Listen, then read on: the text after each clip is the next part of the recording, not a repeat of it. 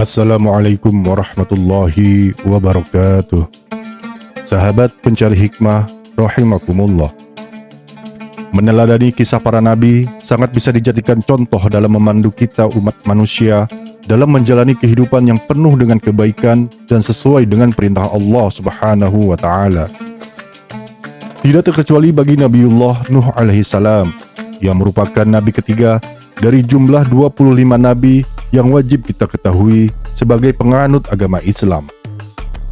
Halang rintang yang beliau hadapi sebagai nabi bisa dikatakan cukup berat, karena dikisahkan bahwa beliau harus berdakwah selama hampir 950 tahun lamanya dan mendapat penolakan dari sana-sini, termasuk dari keluarganya sendiri.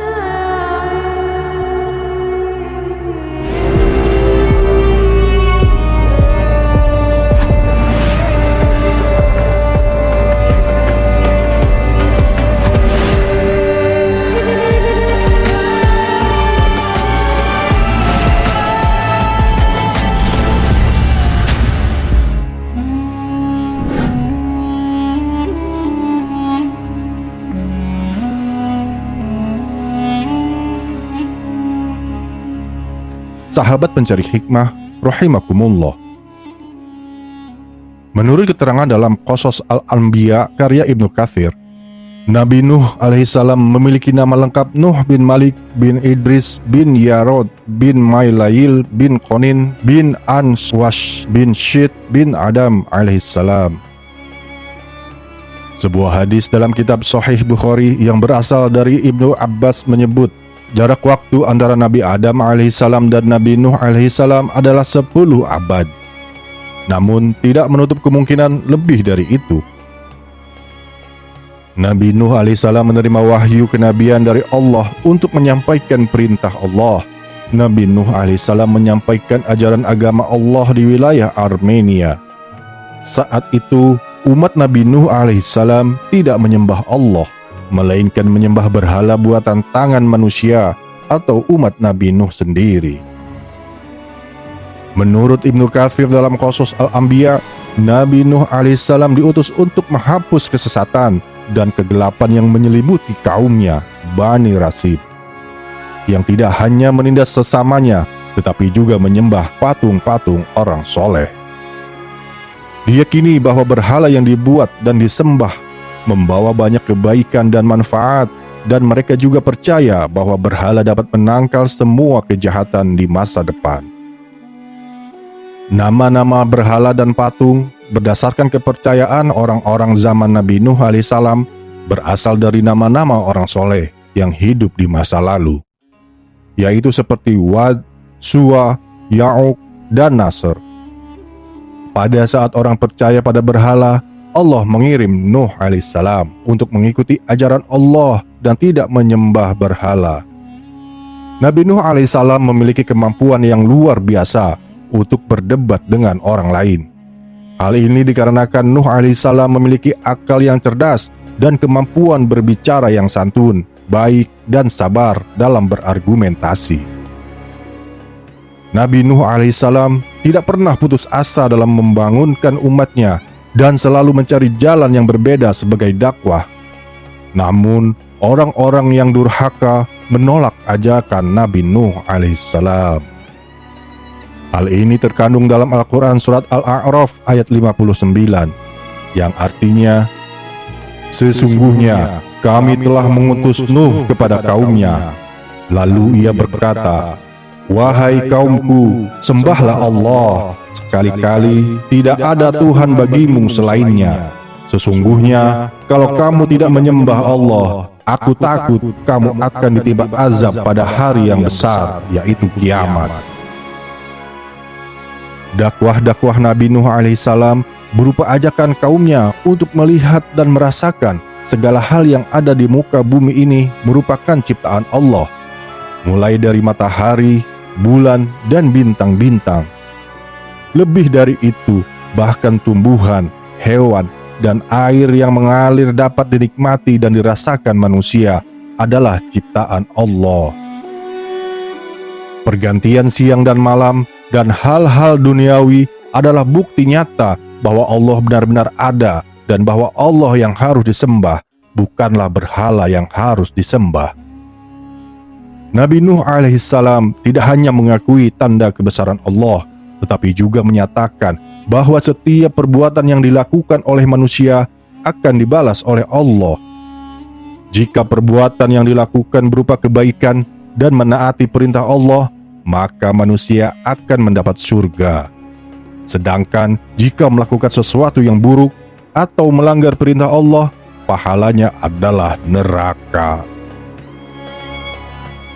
Sebagian besar umat Nabi Nuh alaihissalam selalu menolak, tetapi kesabaran, ketabahan, dan tekad Nabi Nuh alaihissalam untuk menyebarkan ajaran agama Allah melalui dakwah tidak pernah padam. Meskipun banyak yang menolak ajaran Allah, tetap saja ada orang yang menerima seruan Nabi Nuh alaihissalam untuk mengikuti ajaran Allah. Namun tidak banyak, hanya sekitar 70-80 orang saja yang mau menjadi pengikut Nabi Nuh.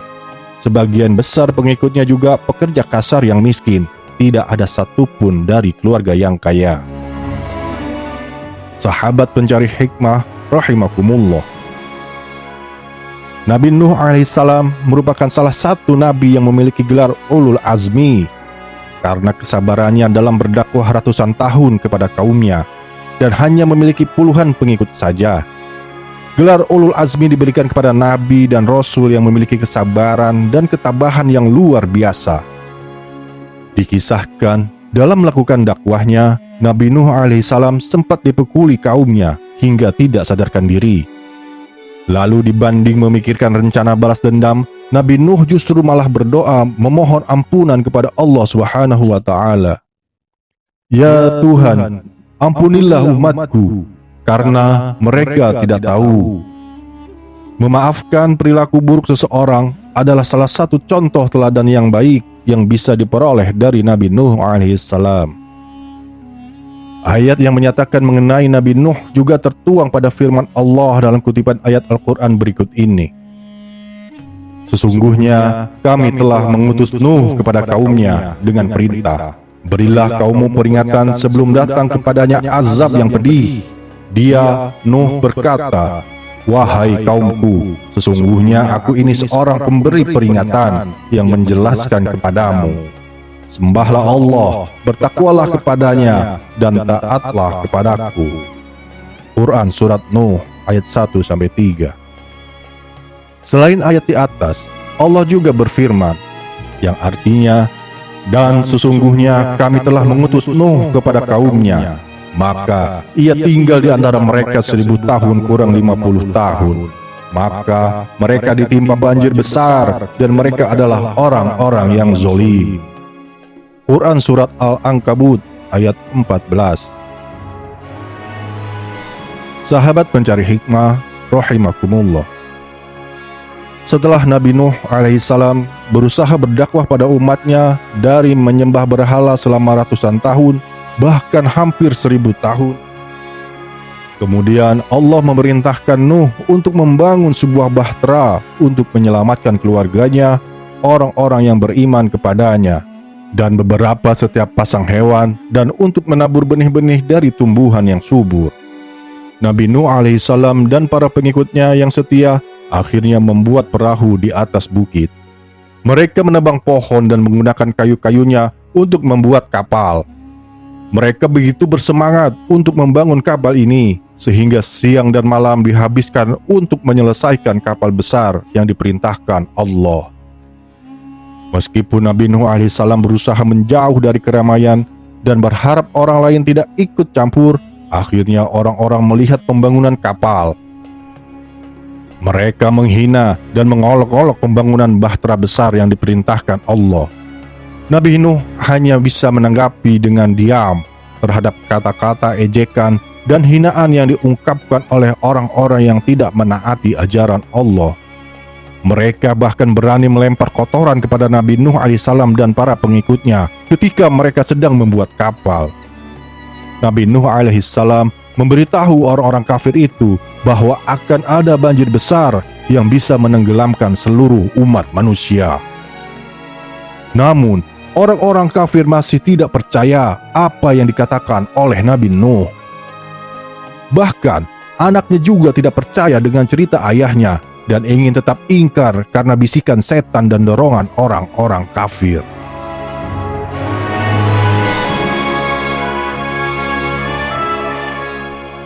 Kemudian, Nabi Nuh alaihissalam menerima wahyu dari Allah. Siapkan bahteramu ketika perintahku datang dan kamu melihat tanda-tanda dariku, maka segera bawalah bersamamu bahtera dan sanak saudaramu, dan ambillah 2 pasang dari semua makhluk di bumi, dan berlayarlah dengan izinku. Sahabat pencari hikmah rahimakumullah, Nabi Nuh telah dikaruniai 4 orang putra. Putra pertama bernama Kan'an, putra kedua bernama Yafid, ketiga bernama Sam, dan keempat bernama Ham. Putra tertua yang bernama Kan'an merupakan putra Nabi Nuh yang zalim dan durhaka, sebab Kan'an menyembunyikan rasa benci pada ayahnya sendiri yang dimulai berpura-pura beriman.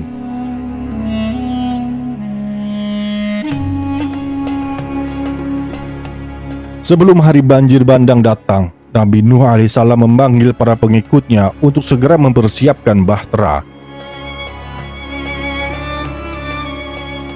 Awan pun mulai mendung, disusul dengan suara gemuruh halilintar. Hujan lebat pun turun amat lebatnya, dan konon tak kunjung reda sampai 3 hari lamanya. Hingga akhirnya terjadilah banjir bandang. Air yang membanjiri negeri-negeri dataran rendah mulai naik perlahan-lahan dan menuju dataran tinggi. Akhirnya banjir mulai membanjiri seluruh negeri.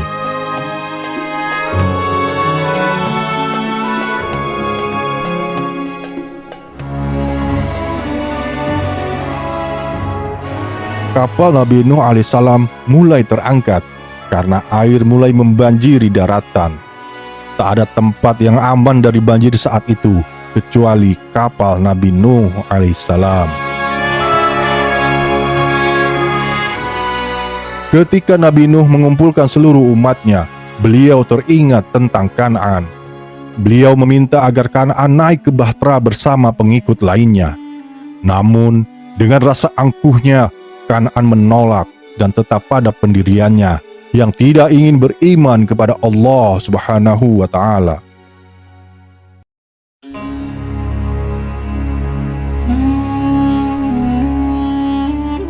Ketika air bah sudah mulai meninggi, Nabi Nuh membujuk Kan'an untuk menaiki bahtera. Percakapan antara Nabi Nuh dan Kan'an saat air meninggi dimuat dalam Al-Quran surat Hud ayat 42-46. Dan bahtera itu berlayar membawa mereka dalam gelombang laksana gunung. Dan Nuh memanggil anaknya, sedang anak itu berada di tempat yang jauh terpencil.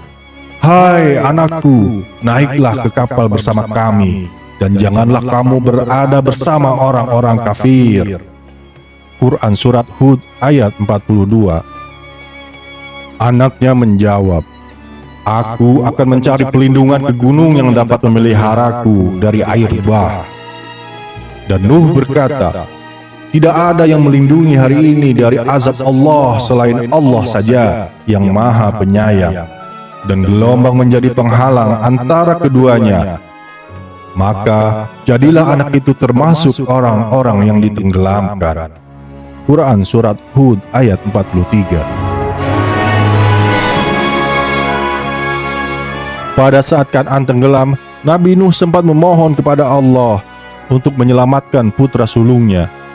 Percakapan antara Nabi Nuh dan Allah Subhanahu wa Ta'ala dijelaskan dalam surat Hud ayat 45. Yang artinya, dan Nuh berseru kepada Tuhannya sambil berkata, ya Tuhanku, sesungguhnya anakku termasuk keluargaku, dan sesungguhnya janji Engkau itulah yang benar, dan Engkau adalah hakim yang seadil-adilnya. Dan kemudian Allah menjawab dalam surat Hud ayat 46, yang artinya, hai Nuh, sesungguhnya dia bukanlah termasuk keluargamu yang dijanjikan akan diselamatkan. Sesungguhnya perbuatannya perbuatan yang tidak baik. Sebab itu janganlah kamu memohon kepadaku sesuatu yang kamu tidak mengetahui hakikatnya. Sesungguhnya aku memperingatkan kepadamu supaya kamu jangan termasuk orang-orang yang tidak berpengetahuan. Nabi Nuh kemudian menyadari kesalahannya dan segera memohon ampunan kepada Allah Subhanahu wa Ta'ala. Beliau segera mengikhlaskan kepergian putranya. Sahabat pencari hikmah rahimakumullah. Setelah berbulan-bulan, air mulai surut, hujan berhenti, dan sumber-sumber air dari bumi ditutup. Banjir besar itu mengakhiri kehidupan seluruh kaum Bani Rasib yang menolak beriman, termasuk anak Nabi Nuh alaihissalam, Kan'an. Hanya orang-orang yang beriman kepada Allah Subhanahu wa Ta'ala dan Rasul-Nya yang selamat dalam peristiwa tersebut. Setelah bahtera mendarat, Nabi Nuh alaihissalam bersama ketiga putranya yang bertakwa dan seluruh pengikutnya yang berjumlah 80 orang keluar dari bahtera. Hewan-hewan yang selamat juga ikut turun. Di gunung ini terjadi kehidupan baru dengan seluruh umat yang taat dan beriman kepada Allah, serta menjauhi perbuatan tercela, musyrik, dan durhaka kepada Allah Subhanahu wa Ta'ala. Diceritakan bahwa semua pengikut Nabi Nuh alaihissalam yang selamat dalam bahtera tersebut akan meninggal dunia dan tidak meninggalkan keturunan sama sekali. Hanya Yafid, Sam, dan Ham, putra-putra Nabi Nuh alaihissalam yang memiliki keturunan. Dari sinilah dapat disimpulkan bahwa semua manusia yang ada di bumi saat ini adalah keturunan dari ketiga anak Nabi Nuh alaihissalam yang terbagi menjadi 3 garis keturunan. Ibnu Katsir dalam kitabnya Al-Bidayah wa Al-Nihayah menerangkan, hierarki nasab setiap umat manusia yang ada di bumi kembali kepada anak-anak Nuh yang 3 orang, yakni Sam, Ham, dan Yafet. Dalam salah satu hadis Nabi Shallallahu Alaihi Wasallam yang diriwayatkan oleh Imam Ahmad dikatakan, Sam adalah moyang orang Arab, Ham adalah moyang Habasyah atau Ethiopia, Afrika, dan Yafet adalah moyang orang Rum atau Romawi, Eropa.